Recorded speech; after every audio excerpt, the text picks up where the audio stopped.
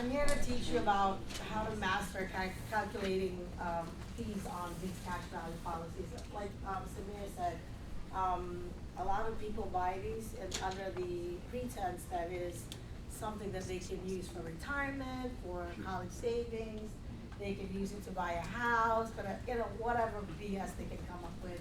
And of course, most people are ignorant, right? I always say that, we are all born ignorant, but to stay ignorant is a choice. Same thing with being stupid, right? I mean, actually with stupidity, if after I break down stuff and you want to stay with that product, then your commitment to stupidity is very, very impressive. Alright? So, I'm here to teach about mastering the, calculating the fees, just because this is what I run into a lot, especially in the, in our market.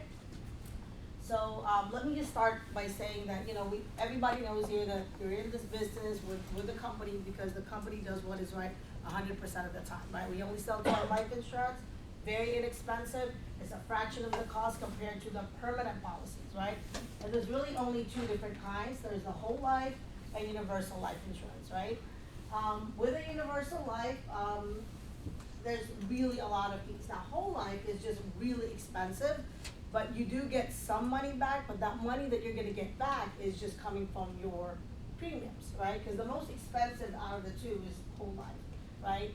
I'm not gonna talk about that right now. I mean, I think I've talked about it in my previous training. So if you are on YouTube, follow our group. It's a standard hierarchy. Just look for all of the trainings. They're all there, right? So typically, for both of them, they're gonna cost a lot more compared to what we sell, okay? Now, with a universal life, there are gonna be a lot of fees, and that's what I really wanna talk about, okay? And then there's the surrender charges also on the universal life insurance. But what is common between the two is if you ever borrow money from the cash value of your policy, they are gonna assess interest, okay? So if you borrow money from your own money and they charge you interest, again, that is really stupid, right? But a lot of people don't realize that. The other thing that they don't know is that at any given time, they charge interest on, you borrow the money against your cash value, it can also lower what? The death benefit, okay? And the cost of insurance charges is applicable to universal life, and then you have to be mindful of when they talk about per unit. Does anybody know what a unit is?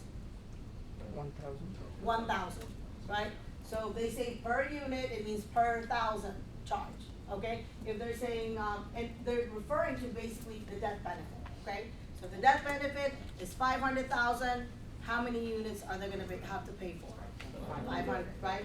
Now, with that being said, okay, just a reminder, right? If you've never been on an appointment on the kitchen table or Zoom, right? I love this slide because it really breaks down how a universal life insurance works, right? You gotta master how to present this slide because this is a summary, right? And this is where I actually emphasize and then I actually get their policy and I show the numbers so that it speak for itself, okay? Numbers never lie, but people can, right? Especially if they have some type of monetary gain from selling a product, right? So, first of all, like I said earlier, right, with a universal life insurance, you're already overpaying for the premium. However, your premium is funding different buckets, right? So we call this like the leaky faucet, okay? So if you pay, let's say $100 for your premium, that $100 has to pay for the cost of the insurance. With a universal life insurance, the cost of the insurance goes up as they get older. So essentially, it's like an increasing term policy, okay? The fees are ridiculous. I've seen fees from 30, I've even seen fees up to 80% of the premium. So if they pay $100, they can charge them up to $80 just on ridiculous fees, right? And this is what we're always omitted from the appointments, okay? What these agents show is only the non-guaranteed illustrations where the numbers are very inflated. It means they overhype it and it looks really attractive, right? Most of the times what I hear from my clients is that if, let's say the death benefit is $250,000, if they die too soon, they, the family gets the 250, but if they live too long, they also get the 250. So it's like a win-win. At least that's what they think. Okay? So after we deducted the cost of insurance and all the fees, whatever's left over is the only amount that's going into some type of investment. Okay? So it's either, depending if it's a variable universal life, it can be invested in securities. An index universal life is usually like a indexing method, right? The issue is the interest that it makes is completely negligible compared to the fees that is being charged to the clients. And they don't really see that, right? Because, if somebody comes to your door and that person is already somebody you trust, we always trust people in good faith, people that we know, right? Your family, your friends, people you go to church with, people you go to work with, or perhaps if Sandra says, Sheila, I want you to meet Adrian, even though, like Adrian, you don't know me, because you trust Sandra, you're gonna trust me. Make sense? And this is what they leverage. They leverage the relationship, like we do too, but at least we do what is right? And screw people over in the process, okay? So let's say, for example, you pay $100, and let's just say the cost of your insurance is $40, right? $60 is gonna be left over, and let's just say $14 in fees, which is really low, okay? Now, how much do you have left going into the cash value? That $46 left. Now, this number here, wait, sorry, I wanna use I wanna use that laser, I think it's pretty cool. Where my red button at? Where is it? Oh shit. Anyway, so that cost of insurance, every year it goes up, okay? Now, typically it will double every 8 to 10 years. And as you get older, it's even faster, okay? Because as you get older, the cost of insurance rates does go up substantially, okay? So, now you still have 10 years later. I'm not gonna do every year because we'll be here all day, right? And I don't want to bore you guys to that. But let's say 8 to 10 years later, now your cost of insurance has gone up to $80, okay? So now you have $20 left. You still gotta pay for the fees. And now how much is left to be invested? $6, okay? Now 10 years later, you are still paying $100. So now your cost of insurance is doubled to $160. So now what? You have money? No. What do you think the insurance company is gonna do? Either, if they say, Mr. and Mrs. Client, you need to pay more for the premium because these are flexible premiums. And this is why these fools tell the clients to max fund their stupid premiums. Okay?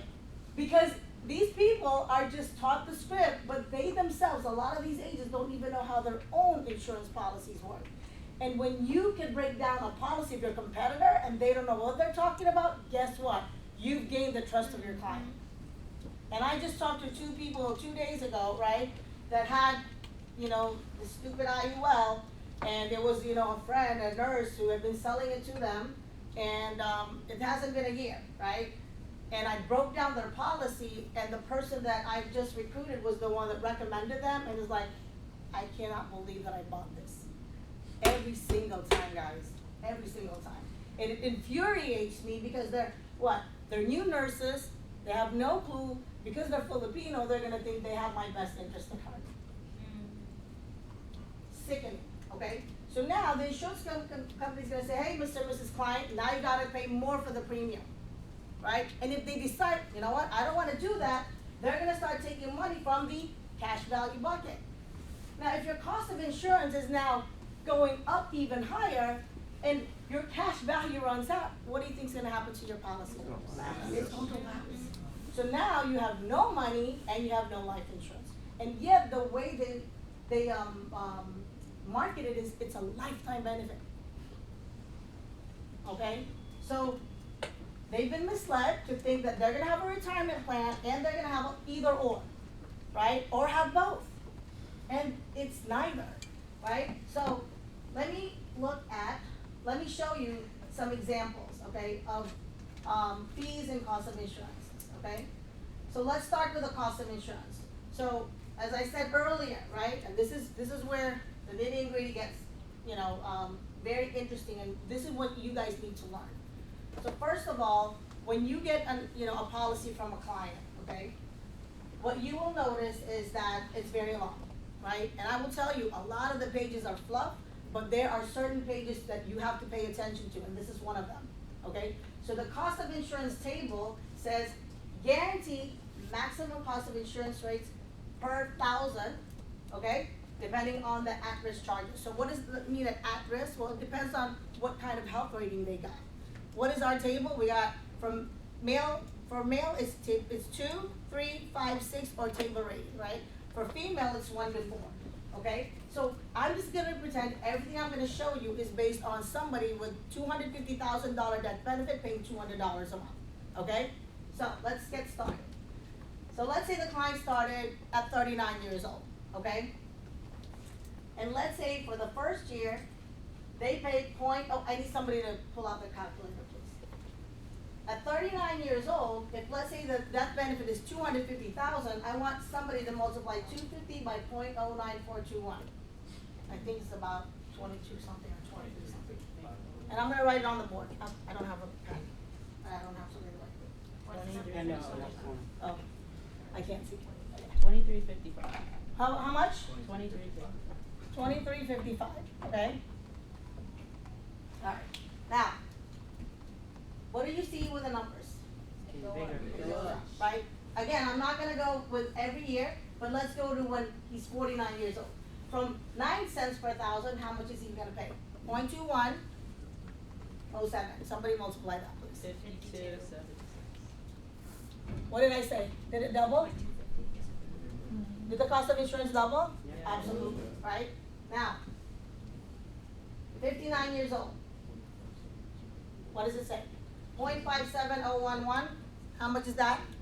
Because again, we're basing it on a $250,000 death benefit. How much would that be? 142. 142, okay? And I said $200, okay? So, if let's say, and I'm gonna go over the fees in a minute, but let's say the fees were like $100, as an example. If you are paying $200 and your cost of insurance starts at $23.55, and let's say your fees are $100, you got $123.55. How much is left that goes to the investment? 75. All right, now the you know what they like to say to clients is that it's always going to make money, which is true. They do make some money, but it's just so little, right? The interest is so little relative to the fees. Okay, so 10 years later, now you have, let's say the fees are still, 100, right? Because it can go up or down, but they can't charge any more than the maximum, okay? But let's just say they're consistently charging 100 to the client. Now, you got 152.76, you got less money going to the cash value, okay? And this just perpetuates, right? Until, like I said, by the time the client realizes that they have, that their money is gone, it's really too late. Because what happens when people get older? They get sicker, right? That's when the health issues arise. Matter of fact, I was talking to an existing client of mine already. She said that her workplace, 4 women were diagnosed with breast cancer. 4, young. Okay? Thomas, can you see? I want to see what's up there. Okay. All right, and here, there are charges, right? So you see it says, and see it says flexible premium. It says policy years, all policy years, they're gonna charge 10%, right? Of the premium. So what is the premium? $200. So whatever they pay, that's the premium. So if they're gonna charge that client 10% of the premium, that is $20, right? And then it says here, guaranteed monthly policy, maximum monthly per policy charge is $20 a month. So just those 2 fees is how much? 40. Now, I'm not even, there's other fees here, but this is just, an example of how to calculate stuff, right? I think this is, if I'm not mistaken, it's nationwide. Right? Next item. All right, again, cost of insurance. This is Transamerica, okay? I don't know if I'm allowed to say that, but oh well. All right, so with that particular company, there's a difference between male and female, all right? As we know, insurance companies charge men higher because supposedly they die sooner than women. I don't know why, but okay. Alright, so again, let's go to 39 years old, okay?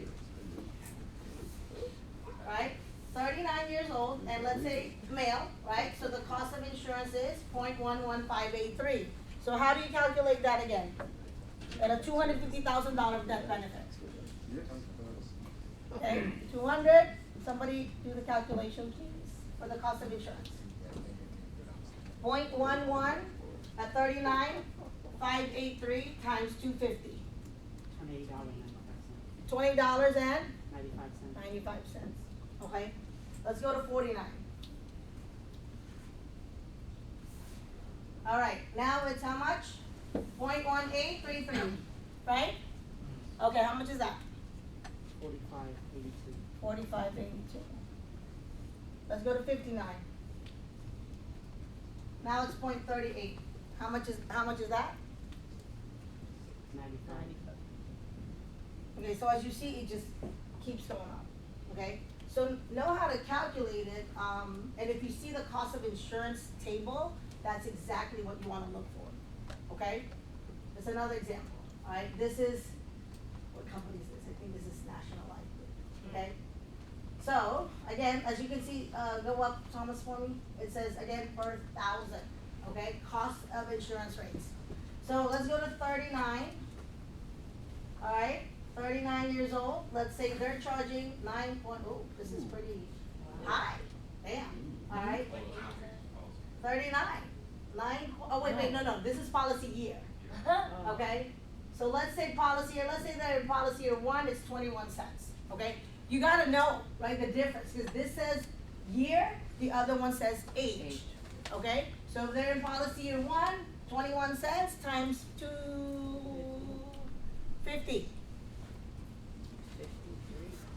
53 bucks. What about policy year 10?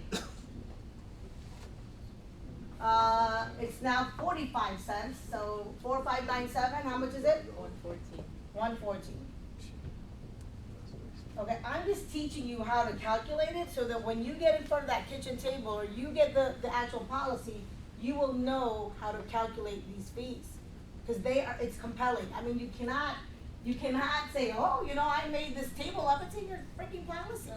I'm just telling you how it works because your stupid agent didn't.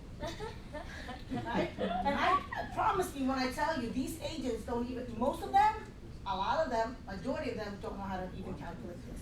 Because they're only taught what to say to clients to make it sound good. And that's when you can posture yourself with a lot of confidence, and you're gonna earn that business simply on showing them exactly how the policy works in the first place. Okay? All right. So I think that's a repeat. Okay. All right. So again, and oh, by the way, usually, right, if you are going to make money off of these policies, they say, oh, the cap is 12%. Well, even if you cap me at 12%, typically you only credit me like 2 to 2.75% in a year. But if you're still charging me 30 to 70%, I don't care if I make 12%. I'm still losing because you're charging me more than what I'm making. Okay? So, here on the interest it says that, let's see. What is it saying?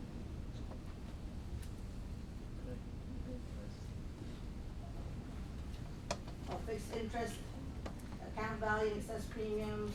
Well, they're explaining 2% payable. Although, there's an additional bonus of 0.25% credited to the value after the 10 policy. So that's 0.25% of extra credit that you'll get, right? But let's look at the fees that they charge, okay? Here it says there's a report fee. What the heck? $25. And then again, there's a premium expense charge percentage rate. Again, if let's say the premium is $200, they're gonna charge 7.5% from the basic account value, right? So let's say 200 times 7.5%. $15. Okay. What about another 5% from the excess account value? Okay. Then again, per unit charge of this, it's 11 cents per month at all the policy years, okay? And then there's a monthly expense charge of $8, and there's a partial surrender service charge of $25. okay? Now, surrender charges, the client now figures out, oh, I've gotten, screwed over, right? And now, in the surrender charge, if there's any money in the policy, they're gonna deduct this amount. So here it's saying that, and this is I think this is an FNG. So, let's say in the first year, they're like, you know what, I caught this, I'm done, I don't want this. They're gonna charge 100% of all the account value in there, so they get nothing, okay? Then it's 95%, the unit expense charge is based on the higher of the current face amount. Anyways, so, just know that the fees are there. You just need to know how to calculate all these fees. So most of the times, if there's any account, like account value that could be, loaned, it takes a lot of years before they can loan the money. And this is why the agents will always tell them, you just gotta stick with it for 10 years. You're gonna see the money later on. Like, why do I have to wait for 10 freaking years, right? But we also know that, these agents make earned commission. And this is why these fees, they call it acquisition fees, right? Because they acquired, the agent gets paid a commission because they acquired the business, which basically is like paying them to screw somebody over legally, right? Okay. Oh, here. Oh, this is interesting because this has 5 fees. So go up, Thomas. Did it cut at charges of the very top? Yes, Okay, so usually this is a Transamerica, and usually there's 5 fees, right? It says your premium expense charge rate of 6%. So again, if the premium is 200 times 6%, that's $12. Now, be mindful that it does say guaranteed maximum. So the insurance company can't charge her more than $12, him more than $12 for that particular fee. They can charge less, but they can't charge any more than $12 for that. They have another monthly policy of $12. Okay? Now, if a client says, they're only really charging me 46 cents per month. No, they're not. Because they're charging you a per unit charge rate of 46 per unit per month. So what does that mean? If you multiply 0.46 times 250, because they're referring to the per thousand of the death benefit. How much is that? $115. So those 3 fees alone could potentially charge the client $139 out of the 200. What is left to invest? Oh, we don't even have the cost of insurance software. These are just the straight up charges. They only have 60 bucks. Does that make sense? I mean, how? I don't know how these companies are not bankrupt yet from multiple lawsuits. Because if you look up, right, if you just Google class action suits for Index Universal Life, there's a lot of them. I mean, a lot. And you ask the client, what company are you with? And you say, okay, let's Google your company. You'll see every single one of them probably has a class action suit. From what? It's always saying from the cost of insurance, from the fees that were never disclosed at the kitchen table. Do you really want to stay with a company that didn't tell you this from the very beginning, so you could have made that educated decision from the very beginning? Do you really want to stay with that company? Like I said, if you stay with this, you have made a conscious decision to stay stupid, and that is very impressive. Right? I can only do what I can do. I can explain it to you. If you want to stay there, that's a choice that you've made. And guess what? You deserve to have no money later on, because you made that decision on your own. Okay? Surrender charges. Now, in this particular, with this one here, all right, and by the way, surrender charges can last anywhere between 10, I've seen up to 25 years. For 25 years, they're going to keep charging the client if they decide they don't want anything to do with the policy anymore. Okay? So again, it says here surrender charges per thousand. Anytime you see a per thousand, a per unit, it means the death benefit. Okay? So it says there the surrender charges are 15 years. Okay? So let's say the client realized at year 3, you know what? You gave me everything I need. I don't want this policy anymore. So let's say they had an account value of $2,000, right? Now, if you multiply 22.02 times 250, how much is that, Shama? 5505. 5505. So if I have 2,000 my account value, but the company's gonna charge me $5,505, what is left for me to take? Zero. And therefore your surrender value is zero. Your money, your money. I've asked, my clients have always asked me, Sheila, if my account value is less than the surrender, are they gonna charge me more? Do I have to pay that back? And that's why these clients get scared. Because they think now they're underwater and they still have to pay more. They've lost so much money. So you gotta tell them, if your surrender charge is more than the account value, the company just gets to keep whatever is there. You don't get to keep anything. Okay? But Mr. and Mrs. Client, do you wanna cut your losses now or do you wanna cut your losses later? Either way, you're gonna lose money. So it's up to you. But I never ever tell clients to what? Stop paying to a policy until they have one in place. Right. And this is very, very important. I have never told a client to do that. Never, never. Now, if they still continue to do it, I have advice against that. And I am very clear on that. Okay? All right. Loan, interest. So you borrow money, you gotta pay interest on your own money. How does that make sense? Again, people, they don't know. They just say, oh, you can loan the money. But they don't tell them that, hey, if you actually loan the money, you're gonna get charged for doing that. So now, if you got a standard rate, you have time, Samir? If you have let's say you get a standard premium rating on the underwriting, right? They're gonna charge you 3% on the loan. And if the interest is only 2.75%, I'm paying more in the interest on my loan than what I'm getting back from the company. Make it make sense, guys. And I ask my clients, let's say you had money in the bank and you wanted to withdraw money from your bank account, does your company charge you interest? Does the bank charge you interest on your own money? So why would you do that for this? How is that being your own bank? How is that infinite banking? It's infinite banking for what? The insurance company, but not for you. Right? Now, in this one, there's a withdrawal processing fee, $25. So Mr. and Mrs. Client, now, when you take money from your bank account, do they charge you $25 every time you take money out? Do you think that's fair? Would you stay with that bank? So do you want to be your own bank with them, or you want to be your own bank by investing in the right products?